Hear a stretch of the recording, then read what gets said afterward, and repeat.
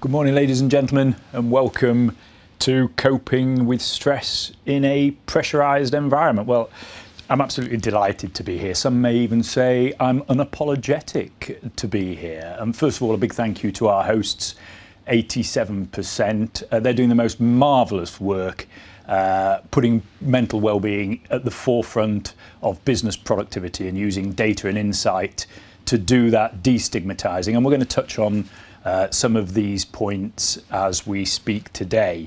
We'll spend about 30 minutes chatting about values, about personal motivations, about how people cope with anxiety and stress, particularly as we get to my two dear guests, particularly in highly pressurised environments, and how they lead businesses and how people respond who work for them. After the chat, there's going to be loads of time for questions, so please put your questions through to us as and when you feel them. They'll pop up on a fabulous bit of technology in front of me here, and I'll try and pose them to my guests at the right time, make them provocative, make them interrogative, and we can have a really nice chat.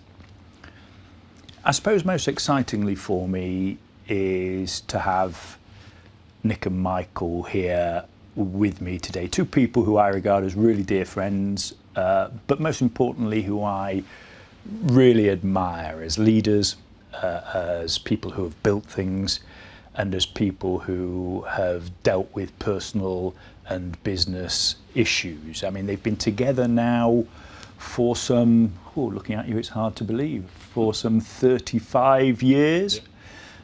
If I'm not wrong, hidden in plain sight for 29 of them. Are married for 7 now. Michael, I'd just like you to raise your right foot, please, for the camera, to show off the greatest socks that we have. Absolutely beautiful. If you can see the fluorescent green at the back there, and the most wonderful lining. Michael, quiet, thoughtful, full of integrity, one of the great businessmen that you've probably never heard of, built a hugely valuable business that everybody will have known originally as Populous, the polling business, and now Yonder. Probably slightly anxious to be here, doesn't like talking about himself, and certainly will enjoy the challenge of talking personally. Nick probably needs slightly less introduction given his profile.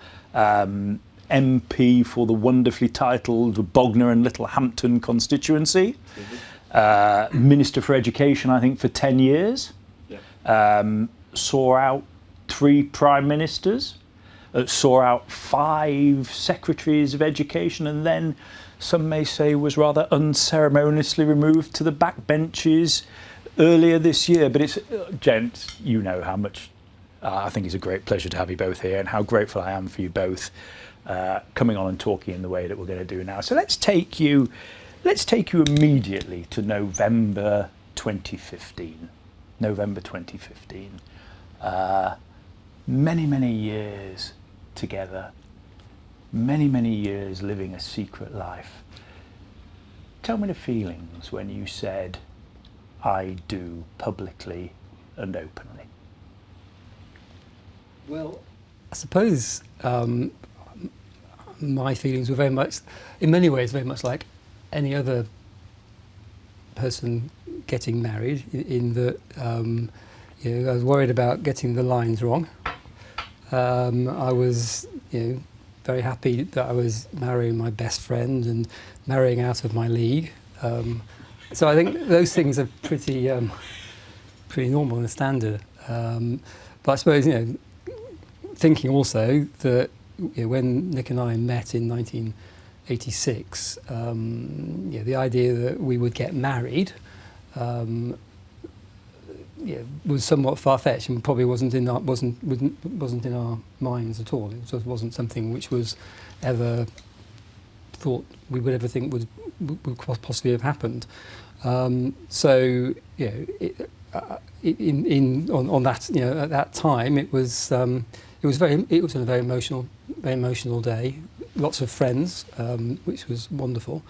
But the 1980s when we met, and the 1990s when we were sort of establishing our relationship, were really difficult times to be a gay man, and for Nick in particular, a gay man who was seeking a political career, and I was working in politics as well, in a sort of backroom role. And this was a time when newspaper headlines were about sort of three in a bed MPs sleeping. Any sort of salacious gossip about MPs. There were cabinet ministers who there were rumours about, untrue. But it was a very oppressive, very, very oppressive time. And the idea that all those years later, 2015, that we'd be standing up in front of our friends and being open about it and being married, it's amazing. It is amazing. It is amazing. And following on a chronological theme, I want to take you, Nick, if I may, to a date. Yeah, and that date is the 16th of September 2021, where I believe you were sitting in a car, 8 p.m. at night, and you had a rather perhaps expected but unwelcome telephone call. Talk me through your emotions of receiving the call from the Prime Minister. It's unfair. You asked Michael about probably the best day of our lives, and you asked me about one of my worst days. So thank you for that, Pleasure. Richard. No, I mean, this was a reshuffle day, which all ministers dread, because you really don't know what's going to happen. And as the hours went on, I started the day thinking, it should be fine. And then as the hours went on and I had no call, you start to worry. And so this call came through. I was just driving home, so I pulled over to take the call when it came, and the Prime Minister said, well, this won't be news that you'll be happy to hear, and told me that he decided that he needs to make room for other people, and I was to return to the back benches. And it came as a surprise. I was, obviously deeply disappointed, but you have to take these things in the way you have to take them in politics. It's a tough old business.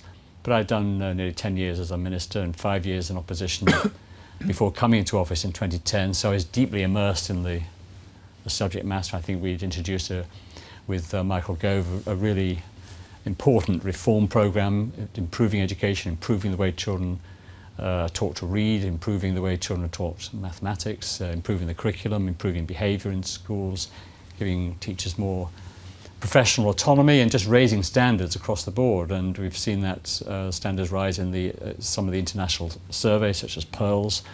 And so I was, and I thought I'd done a pretty good job as a minister, and so I was. Thanks for the vote of confidence there, Michael. So I was, surprised and disappointed to get the call. Yeah. But these things happen. And we've all, I suppose, suffered publicly at times. But you're a few months on from it now. Emotionally, how do you feel? Well, you have to get on with life, and I was pleased by the reaction to my leaving office. There were some lovely pieces written in the Times and Telegraph and Independent, and the letters I've had have been hugely supportive, and in social media and so on. So I feel that I've left office, on a relative high, and can now be excited about the next phase of my life, and that's what I've been preparing and planning since I've left office. And it does also enable me to, to spend more time focusing on the constituency, which I love. Thank you for mentioning it at the beginning, Richard. But it's a lovely constituency. It's on the coast. It has a beautiful river, and it's in the shadow of the South Downs. And it has two wonderful nearby towns of Chichester and Arundel as well as the seaside towns of Bognor Regis and Littlehampton. So it's lovely to be a constituency MP and to really focus that on that work. Oh, good. Well, it's lovely to feel the way you're coming to terms with this, and the way people behave is a theme that we're going to touch on here. And I know you're a real family man, Michael, and I believe your dad used to say to you, act properly and don't cut corners. How has that influenced the way that how many staff have you got now? 175-ish. The leader of 175 staff. How has act properly and don't cut corners influenced your leadership style? I'm the co-leader of the business, but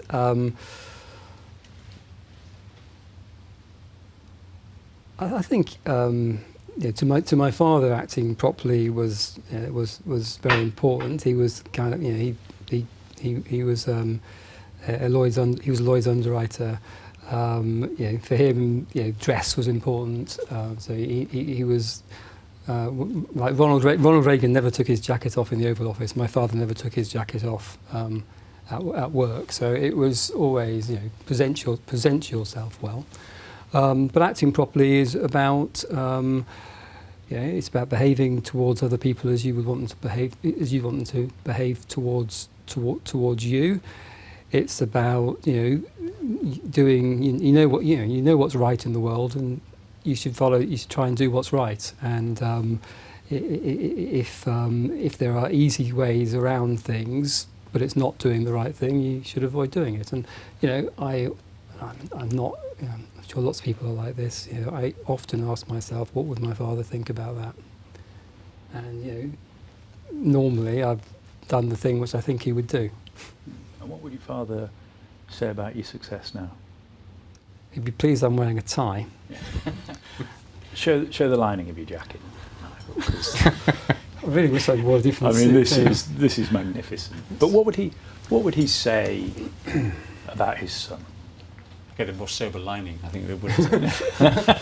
I'm sure he was proud of what we managed to build at Populous, and he was very excited about Yonder.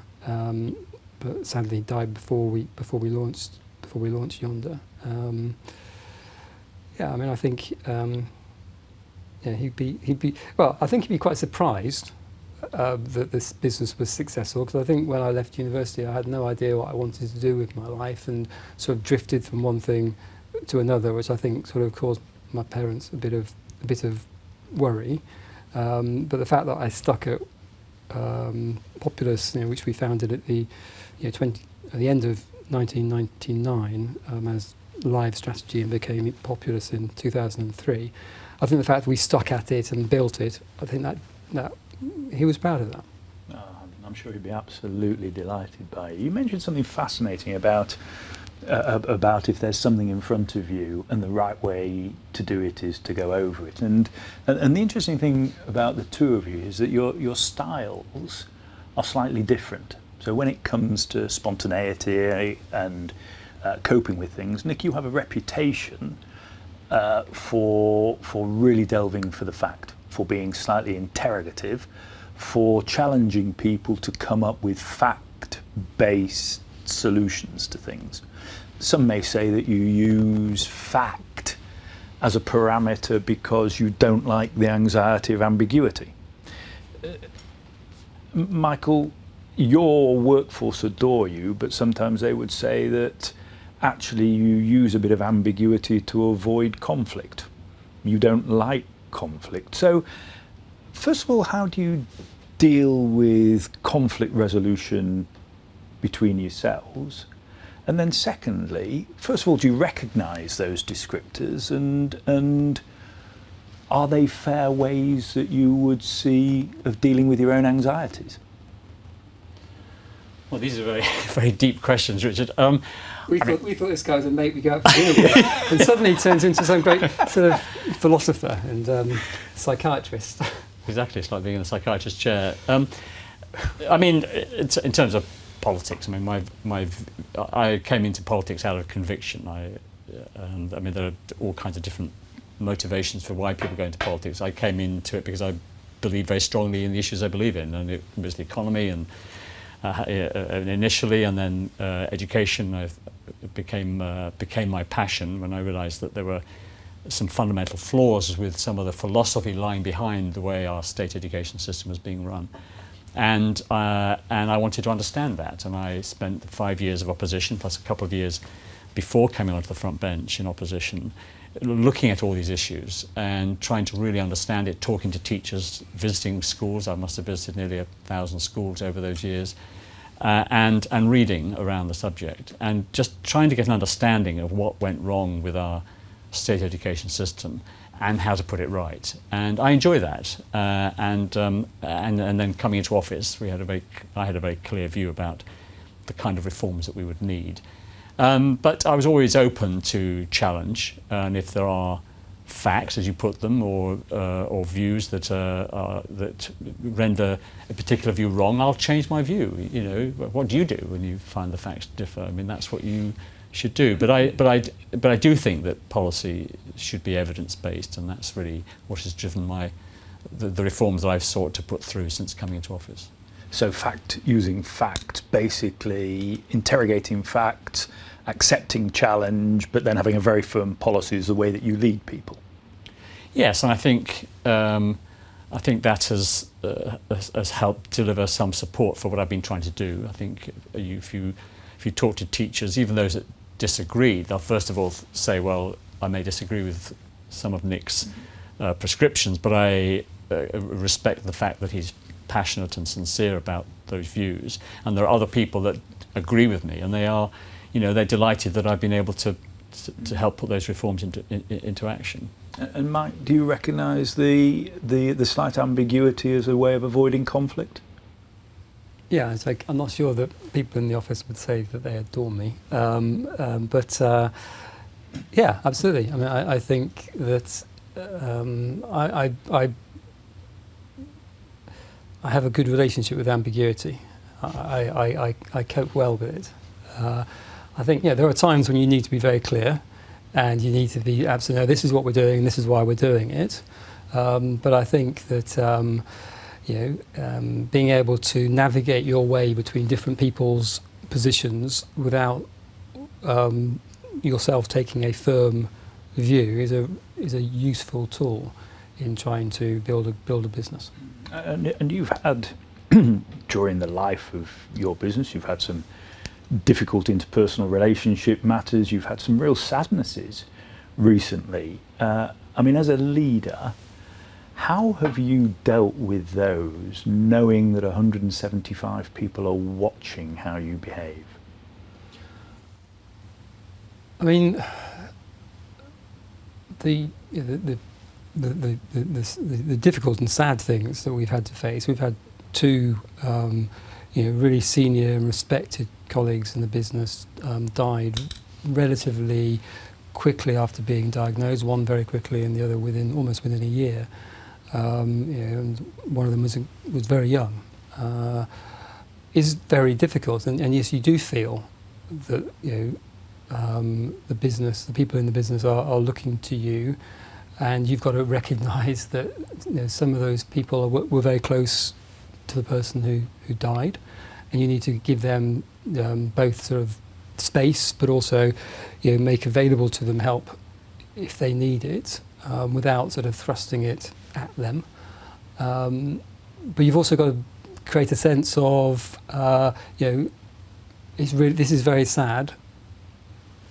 But the business goes on, and we need to find a way to carry on. I mean, but I think it's really about just helping people and making sure that I felt very strongly that it was very important that we communicated in person rather than doing it through email. So we gathered people together to sort of share the news as much as we could. Obviously, these things are much more difficult during the pandemic.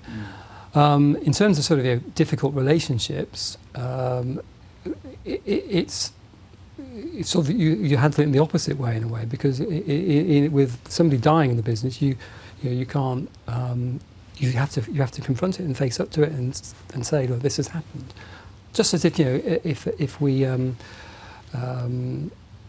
there have been times when errors have happened in work that we've done for clients, and you need to face up to that. So you can't just hide that under the carpet. Or when we were polling, when we were populous, we were polling for the Remain campaign in the referendum, in the European referendum, and our poll the last poll prior to the referendum gave Remain a big lead. Didn't turn out like that. poll, there are always errors in polls. You know, every sort of X number of polls is going to get the number wrong. We have general election issues as well. So in those kind of cases, you have to face up and you say, look, everybody worked really hard. We did our best for whatever reasons, and hopefully you can explain what the reasons are. We got this wrong. When there are sort of difficult interpersonal relationships, particularly if they're difficult at a sort of senior level in the business, you need to try and deal with those behind the scenes. You really do. And I've gone out of my way to try and be really positive about everybody, regardless of whether there are sort of difficult circumstances. You've got to try and deal with those outside, because it's just terribly disruptive for people in the business. That people in the business need to know that the leadership is united, has a clear vision, and knows what it's doing. And so you've got to keep those kind of disputes out as much as you can.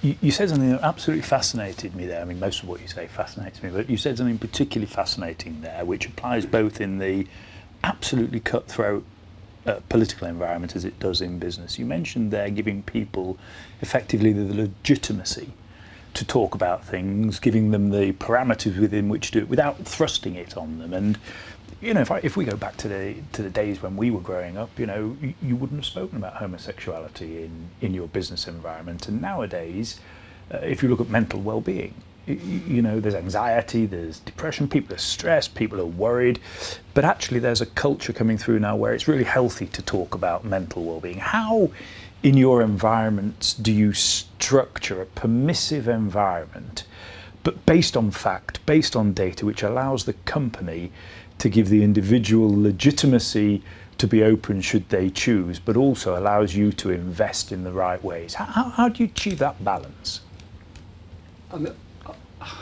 I think it's incredibly difficult, and I am a very sort of conservative by instinct person, and little and big.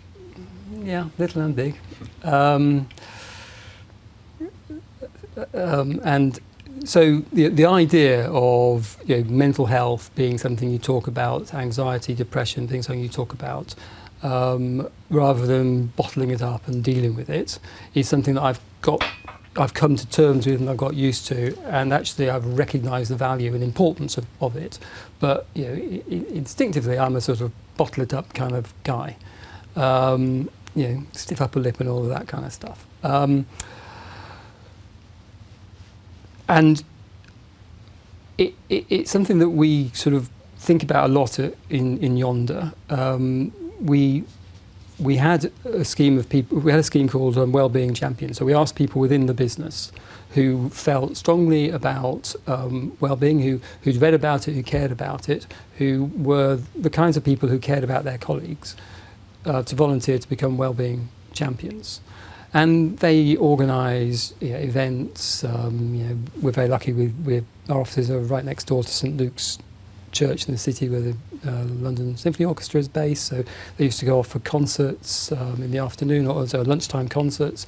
So lots of events and things to organise, yoga, in order to try to help people deal with workplace stress. But one of the things that there are lots of people, though, who still find it very difficult to talk about that kind of thing, and who sort of have my basic instinct about it. And so finding a way in a business to talk about well-being that is comfortable for everybody and isn't just sort of one particular view of well-being, I think is really, really hard, which is why I'm really interested by what 87% does, because it does provide data and also hopefully sort of provides individuals a tool to monitor their own mental health in their own way and seek their own solutions, and points them in the direction of seeking their own solutions, which I think is the right approach. I mean, there's a lot of people who find cognitive behavioural therapy really helpful. There are other people who find it really off-putting and difficult. There are some people who think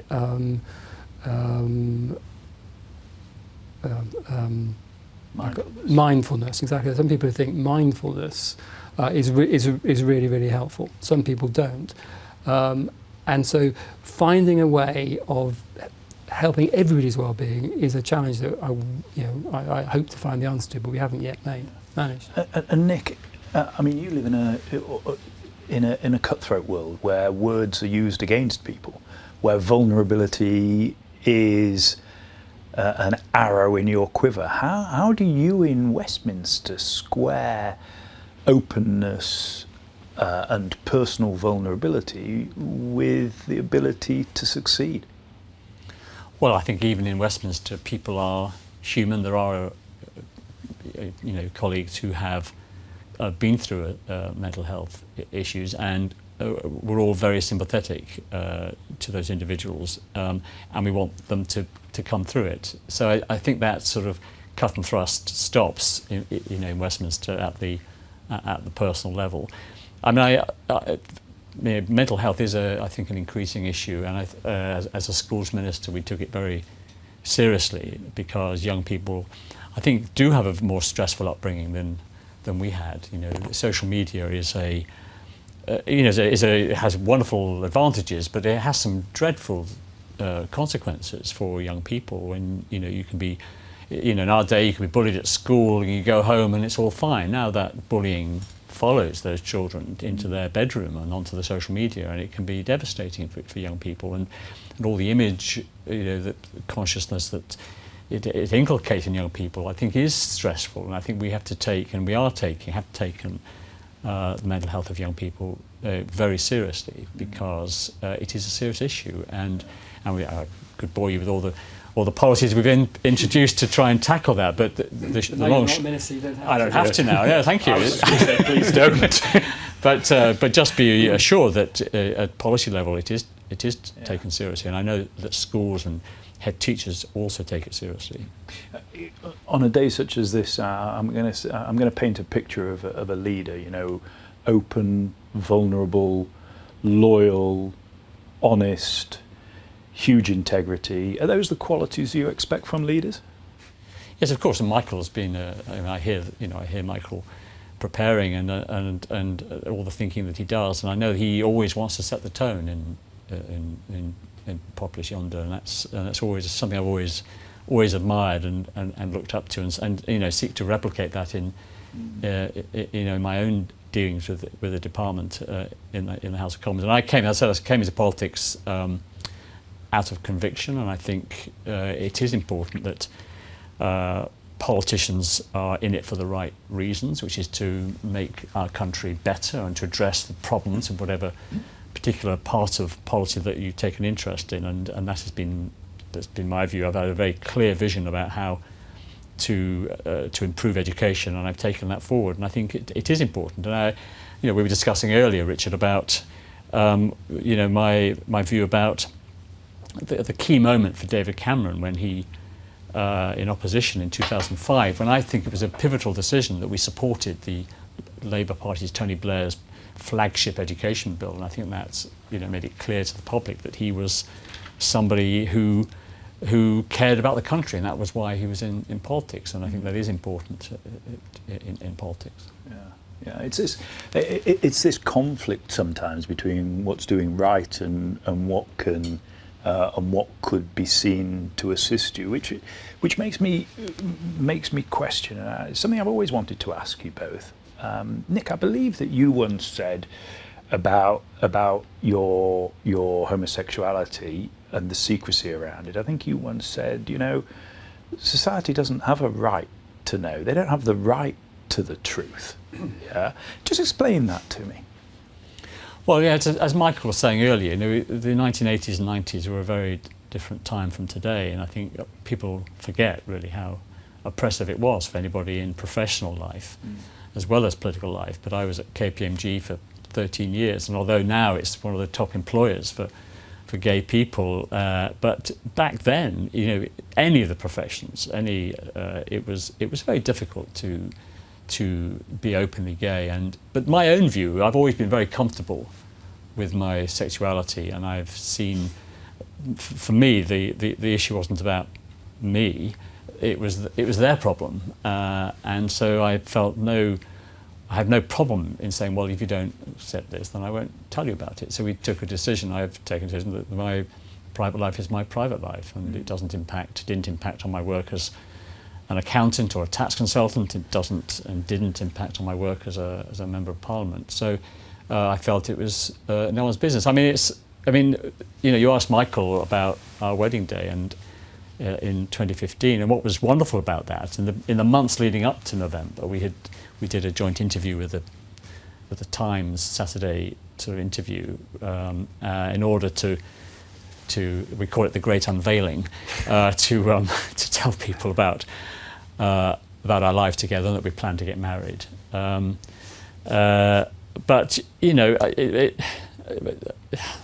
I just felt that I was not going to have my personal happiness impacted by the prejudices of society, and I also felt I was not going to have my ambitions about what I wanted to do in life curtailed by other people's prejudices. And so that's how I decided to conduct my life, and it's how we decided to conduct our lives. And Michael, I know you've said that actually openness of a leader, allowing people to understand more about you as a person, helps the people in your business to identify and actually you think creates for a better environment. So that would perhaps suggest a slightly different approach from Nick. I think it's that's a question of timing. I mean, for a long time, Nick has always been very comfortable about who he is, what he believes. I'm probably less I'm a less sort of comfortable person, probably, and so it was more difficult for me. I found the sort of the secrecy of it was difficult for me. More difficult for me than I think it was for Nick, and I think it damaged our sort of. Most people, when they're sort of the age we were when we met, they have friends and they talk about a lot of relationships have started at work. So talk about work, talk about interests outside work, then talk about girlfriends and boyfriends. But that was all. I never do that. So there was this line where I never crossed, and in part it was because I was slightly uncomfortable myself, but also it was because the person I was going out with was seeking to build a career in a very, very difficult area for a gay man. So I think it sort of stunted our sort of social development for a while. And then gradually I became more comfortable, we became more comfortable, and I think a lot of our friends made assumptions. And I remember one really good friend who works in the business. I can see it now. We're in a pub in Westminster, and he said, "When are you and Nick going to just tell everybody? Be honest about it." And I got really offended and upset. How dare you assume about me and Nick? Because I was very much in the we have to keep this secret, and he was doing it from absolute love and friendship, but it felt really difficult for me. But gradually over time, as the world changed, more and more of our friends became to recognise that we were a couple, and we got invited to things. But I'm sure it's damaged Nick's political career, and he's done really well in his political career. I'm massively proud of him. But lots of people get into cabinets because of the personal relationships they have developed, dinner parties, all that kind of stuff, which we never did. We were never able to do. But now in your business, I didn't address that point. In the business, you said a very open culture. Yeah, which is absolutely. I mean, I think it took a long time, but then I was encouraged by another person in the business to just talk about yourself a bit more, give a bit more of yourself. And so, I was talking to the business about something, and I just mentioned why I felt particularly strongly about this, because I was a gay man, and it was scary and terrifying for me, and I felt really embarrassed about it. But we've now created a business, Populous became a business where people felt much more able to talk about that, and it turned out that there were other gay people in the business. I had no idea about that. And when we formed Yonder, bringing together 3 other businesses, Manfred Abraham is now the co-CEO of Yonder. He's also gay, and we're really proud that we've got a business where there are lots of people, a number of people who are just very open about their sexuality. And I think it helps that the leadership is open about it, and we've done our best to talk about other issues, about the challenges facing women in the workplace, the challenges facing people who've got young families, the challenge, which is a big issue for our industry, that there are just, the way our office is organised, in the days that we used to spend a lot of time in the office, we had all this admin team was on one floor, and the most of the client-facing team were on the other floor. And you go up to the admin floor, and you walk into Britain, you've got lots of women and colour and ethnicity, and then you walk onto the second floor, onto the other floor, and it's predominantly white. Gender mix much better than it was in the early days of Populous. It's a much better gender balance, but we've got to do so much more, both as a company and in general, in how you bring people out of the admin side into client-facing roles who are black or Asian or whatever. Yeah. I'm going to start bringing in some of the questions that are coming through, and there's you're not allowed to look at them on this fantastic sophisticated. This is actually just an iPad. Michael, please. For people of my generation, this is incredibly sophisticated. The first question that's coming through is you're both in high pressurised environments.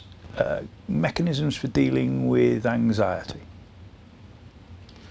Well, I mean, these are questions that are often asked. I mean, my basic method is I have a lovely home life, and I don't think I would have been able to have coped with the pressures of professional life before becoming an MP, or indeed the pressures of being an MP without knowing that Michael is there and we have this lovely home together where where we can share concerns.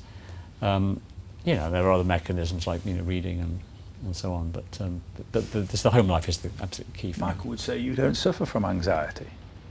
No, I don't feel that I do, and because one manages that pressure, and I just feel that the life that we have created together has helped to deal with what is, as you say, a very pressurised environment. A sort of an arm to... Sorry, Michael, you were going to say something? No, well,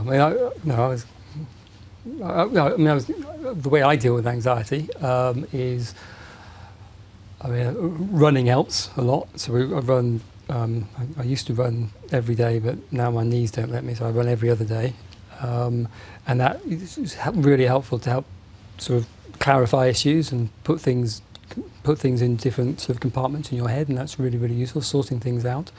But actually, I think probably the single best way is having some processes and some routines, which I find really helpful. I mean, I get most anxious when I feel that my inbox is out of control, or when I feel just overwhelmed by so many different issues we're trying to tackle at one time, and how you prioritise that. And the answer is just organise yourself a bit better. You recognise that actually spending half a day just sorting things out and putting things in order of priority, writing down the to-do list and all that kind of stuff, is actually a really good way of dealing with anxiety. Yeah. I mean, Nick, we mentioned on it before, this interrogation, this search for the objective truth. Yeah. Some may say that that's a way of coping with anxiety. If you have an objective truth, well, it has to be right. Therefore, there's no room for ambiguity. I guess that's right. I think you can be anxious about whether the decisions you are making are the right ones, particularly as a minister, because they have huge implications for people's lives. And so if you know that you have done the research, that you have not left any sort of corner unturned, that or any stone unturned, that you have researched things properly, The way I conducted myself as a minister was to be rigorous in terms of the detail, and so I would, even on the things like a statutory instrument, to read every word of an SI before I sign it or it goes to the House of Commons.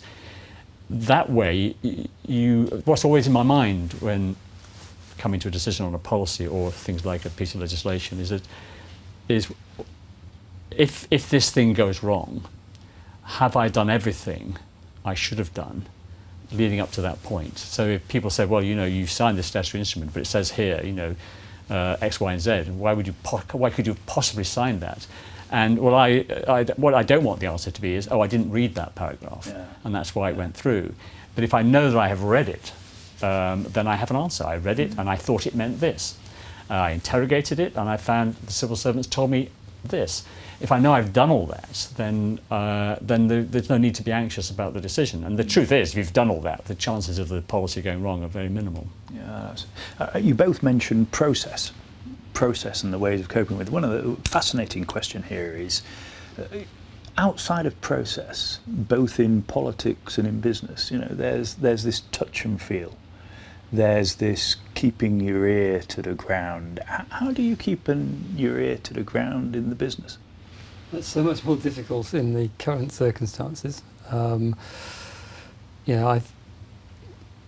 It's a cliche, the sort of water cooler moments and all that kind of stuff. But being able to walk around the office, having good relationships with people who maybe have been around for a long time, people who trust you and therefore will come and talk to you and say, have you noticed that X and Y aren't looking very happy, or they were working very late, too many nights in a row, or whatever. It's all so much easier when you can actually physically see people.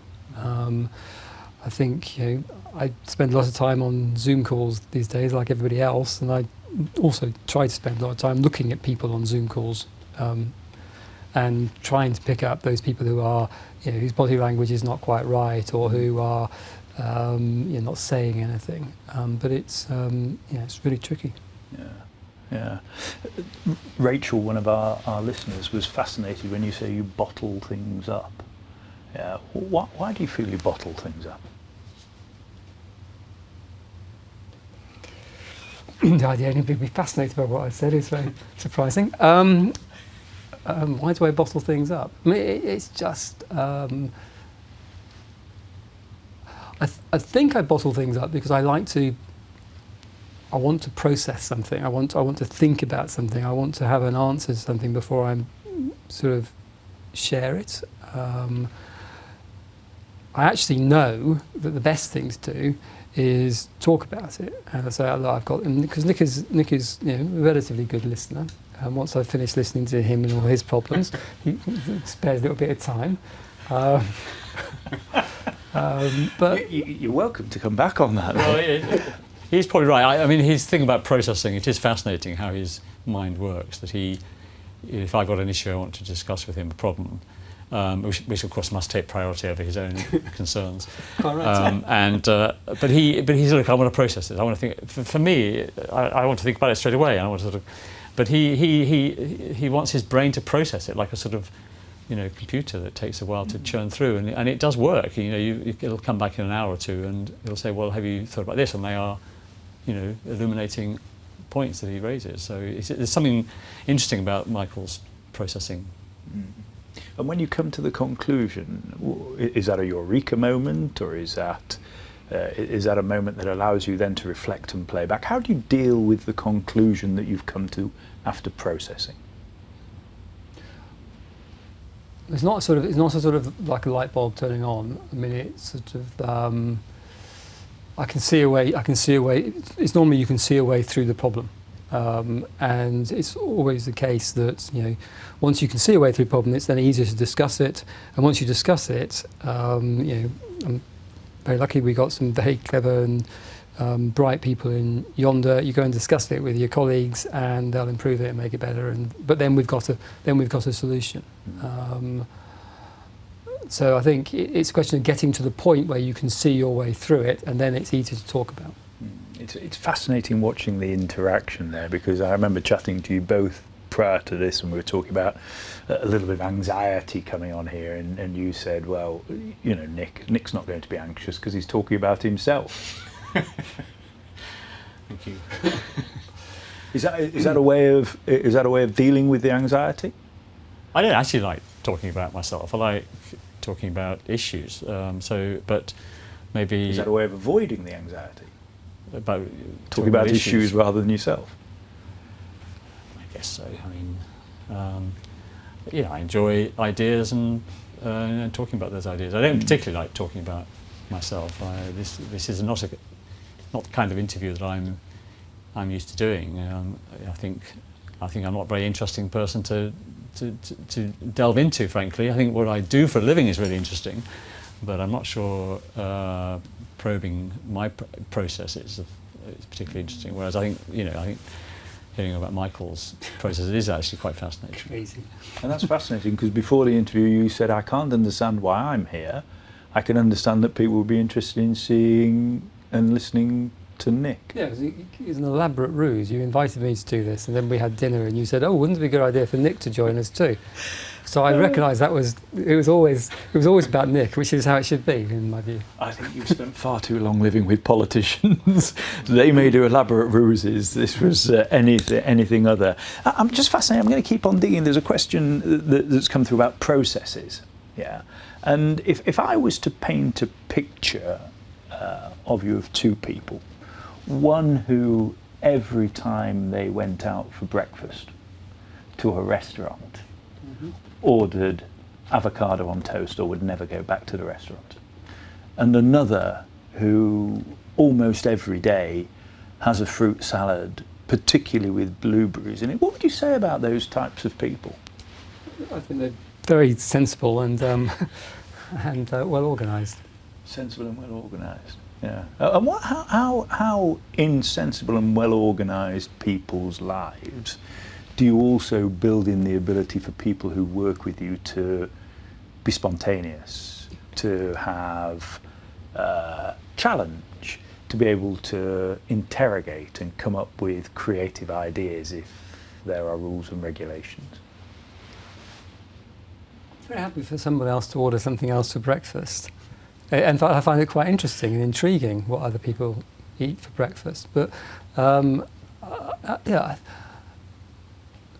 the way that you, I think, encourage people to be creative is, you need to make sure that you always open and listen to ideas. I mean, I think in Yonder, some of the things we've been talking about recently, trying to think our way through, some of the decisions I think we're about to make, or we have made, are much more creative, because somebody just said something which was very sort of surprising, and because we were all listening to one another, it led us in a route we wouldn't have expected to go. At Yonder, we've been really made a big effort to try to ensure that we employ people who come from all kinds of different backgrounds. Yeah, I talked about the need to increase the number of ethnic minority people in the business. That experience, those voices, those backgrounds are really, really important. So trying to have as many different and diverse opinions contributing to conversations is very important. How you do it is, I'm sure we don't have the perfect answer. Other people have much greater wisdom than I do on that. But I think it's, if you listen and you're open and you don't shut down and you have a culture which really doesn't, discourages shutting down conversation. And I think, I'm not saying we're perfect at that. We need to be much better at it. But if you do have that kind of culture, then you will be creative and you will be you'll be a better business. And Nick, just to take that through to something where I know you have thought about this in detail, openness, debate, diversity, all things that you're passionate about, and yet particularly in an educational setting now, we have cancel culture. We have deplatforming. We have safe spaces where, when I was growing up in the mid-18th century and you went to university, what they basically said to you was, the beauty about it was you go there, you hear every opinion, you debate. And you make yourself uncomfortable by listening to other people. You've got many, many years ahead of you as a great policy advocate, as somebody who can put a huge amount into society. If you look at that conflict between open debate, between intellectual rigour and cancel culture, what sort of policies could you recommend to square that circle?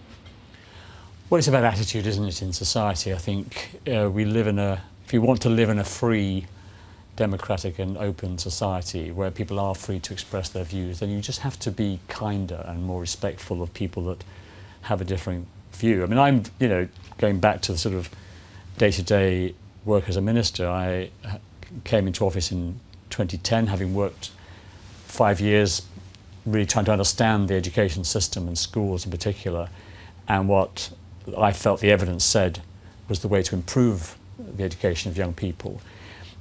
You do form a view and you have a vision, and that vision then sets the direction of travel. But that doesn't mean to say you're not open to challenge. And one thing I liked about ministerial office was that intellectual challenge by civil servants, and you heard their views about how things could be implemented, and then you can check that with other people and see whether that is right. But that back and forth, I think, is really important. And I was always very keen for civil servants to feel free to express opposition to a policy, and then I felt I was free to challenge their view as well, but in a polite and easygoing way, and you get the best policy. And I think also that applies to academic life in universities and so on. I think it is important. I mean, people do have strong views about issues, and they're right to have those views, but that strong view should not then morph into anger. Anger is it's a lazy, easy emotion. I think people enjoy it. It's almost like a stimulus that people enjoy, and I think people should resist it. They have to resist it in the workplace, in the professional environment. And I think we need to, as a society, not give in, not indulge ourselves with allowing anger to cloud our proper judgment about things, but to have those proper debates. You mentioned when you two both came out, you said, I don't want tolerance. I want more kindness and understanding in the world. And yet we live in a world now which seems polarising, where people have really strong opinions, and actually probably the moderate middle ground feels more and more fearful of expressing their opinions. How do we create a kinder and more understanding business environment, social environment? I think it is about leadership. I think it is about, as Michael seeks to do at Yonder, setting the tone. I think all of us in senior positions in society have to set the tone. But it's hard for that tone to dominate, if you like, because we live in this strange world now with the media, where the mainstream media only really can survive if it's sensationalist. And then you have the social media, which is, just a sort of pit of despair sometimes. And so those, the social media, those conversations would always have taken place in the bar of a pub. Now they take place in full view of everybody. And I think it's beholden upon, the rest of us to try and just maintain that kindness, as you like, in the way we conduct ourselves and the way we conduct ourselves publicly, and not to allow ourselves to be drawn into that kind of exaggerated language that seems to take place in public conversations. And in a business environment, I mean, you mentioned dealing with things outside the visibility of the staff, where they were at senior levels, and you always have conflict inside a business. How do you engender kindness, understanding, yet discipline in a business? Well, I think the thing that empathy is a word that's used a lot. I think during the pandemic, empathy was a really important thing. You had to recognise that some people found dealing with lockdown more difficult than others, found being on their own, or found the circumstances in which they were working more trying than others, and trying to put yourself in those people's shoes is a really important and incredibly difficult thing. I mean, empathy it's an easy expression, it's an easy thing to seek, but actually it's very hard to actually understand the detail of a couple who have got 3 young kids and trying to do 2 jobs and homeschool at the same time. You can understand that sounds difficult, but until you actually talk to them about what it actually means, the empathy, empathy only takes you so far. But I think that the real key to all of this stuff is really about authenticity, and not just jumping on a bandwagon. I think a lot of businesses, when there was the Black Lives Matter a few summers ago, whenever it was, a lot of businesses just sort of took a fairly sort of tokenistic view, maybe sort of talked to 1 or 2 people and issued a very sort of not bland, but just a sort of I guess what in the olden days we would have called politically correct, but just sort of what they thought people expected. But actually, every business needs to treat these things in different ways in the context of their own businesses. And so, when populists addressed the issue of Black Lives Matter, I was very keen that we actually talked to people and we thought about it, and that any statement we came up with or any attitude we took about it, and the same would apply to the environment and same about a whole range of issues, is think about it in the context of the business and use the language that makes sense for your business. And do it in a way that's authentic to the kind of company that you are and the kind of company you want to be. So I think that if you're authentic and you listen, that's where your kindness will come from. Yeah, I think that's great. We're amazingly how quick an hour goes when I'm listening to you two. I apologise that we're not going to get to all the questions we have here, but there's 2 that I really want to just end up with, and the first one is for both of you. How do you square empathy with leadership where you have to make a really tough decision? I just think you've got to understand, genuinely understand the consequences of the decision that you take, and think it through from the point of view of the child or the teacher who is receiving that policy prescription at the other end, and it is a mindset. And one of the reasons why it's so good, for example, for education ministers to visit schools regularly, as I did, but less so obviously during the pandemic, is you can see firsthand then what is happening in schools when you issue a directive, when you ask children to wear masks, when you ask for windows to be open, in the freezing cold, and so on, or whether you introduce a more challenging curriculum or new exams or SATs at the end of primary school. I think you just got to put yourself in the position of those young people and parents, and to understand, what is the extra challenge of those tests or that curriculum important in terms of the life chances of those young people. And when you make decisions that have a direct impact on that couple with 3 kids, homeschool, when you make a decision that has a direct impact on their life, you've got to think it through. You've got to be clear that you're sure you're doing the right thing, and then you need to express that decision as clearly as you can, and explain why you've come to that decision. One thing I've learned is that as a sort of senior leader in a business, you are in a even if you don't recognise it, you are actually in you're in a position of power.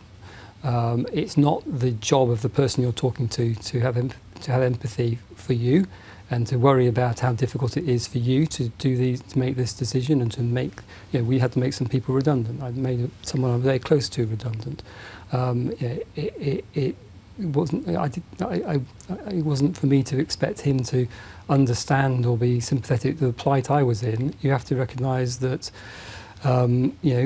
decision. If you're sure it's the right thing to do, you've just got to do it. But you've got to recognise that it has consequences. So, guys, unfortunately, as with everything, this lovely chat's going to come to an end. But I'm afraid I have some bad news for you as well. It's another hour of it. No, no. That would be fabulous. But I have some bad news for you, which is life will come to an end. We are all going to die. And this is what we call our momente mori, momente vivere moment. You know you're going to die, I'm afraid. So you've got to remember to live. You have to remember to live every day. So, question for both of you. What are you going to do from tomorrow that's going to make your lives better? And what are you going to do from tomorrow that's going to make the lives of your business or society better? First of all, Nick's going to dispute the premise. Nick doesn't believe that it's inevitable that we all have to die. I think I've changed my view on that, having had a few running injuries. So sort of intimations of mortality have crept upon me as I turn after I turn 60. Objective fact would suggest you're wrong, but I don't mean to go down there. What are you going to do? This is a difficult decision, isn't it? Really difficult issue. These are more prosaic answers. Look after one's health as best one can, both physical and mental exercise and so on, and eat well and eat properly, and also socialise. I mean, something I didn't say. Michael hinted at it, but after 2015, after we had married and people knew about our relationship, it did that side of our lives did improve. We got invitations to go to dinner. We made at least one. At least one, yes. Didn't necessarily get him. Weren't asked back necessarily, but it was lovely. I mean, it really was, and I think that I'd like us to be able to make up for the years before 2015 when those issues were more challenging. So from I'd like to think that from the future I face now, not being a minister, that there'll be more time for friends and more time for that kind of that side of life. Lovely. And Michael, finally, what can your employees expect from you from tomorrow? Well, look, we are creating a new business. We launched in the 1st of October 2020, so just over a year. So we're still making things up as we go along. I think what what people in the business really want is clarity about what we're trying to achieve and their role in the business. And I think that for lots of reasons, which I will argue are hugely justifiable and reasonable, we haven't managed to give people that. In the next few months, that's what we are committed to doing, being absolutely clear about what the purpose of the business is and what individual people's roles within the business are. Clarity, kindness, empathy, understanding, direction, friendship. What wonderful ways to sum up a conversation. Michael, Nick, thank you so much for being so open and generous with your time. You've touched on incredibly deep topics. You've touched on very personal topics, and I think you've shown us, me in particular, why you are both such strong leaders. So thank you very much indeed. Thank you, Richard. Thank you, Richard.